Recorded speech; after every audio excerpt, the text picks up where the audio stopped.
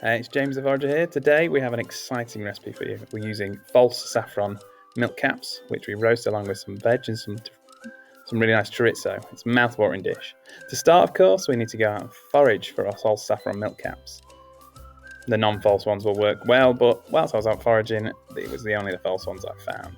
These edible mushrooms are known for their vibrant colour and incredible flavour.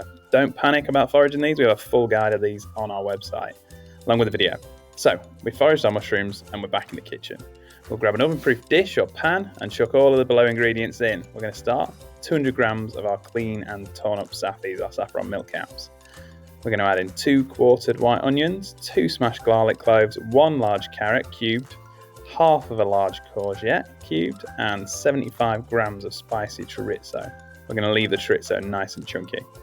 Once all those ingredients are prepared, we're going to add a generous amount of salt and pepper. Place the dish in the preheated oven that we preheat it at 180°, and we'll pop it in there for about 30 minutes to cook. We want to get nice and crispy on the edges. After the dish is ready, 30 minutes has gone, the timer's dinged, we'll take it out of the oven, and to finish it off, we're just going to add in 10 freshly chopped basil leaves.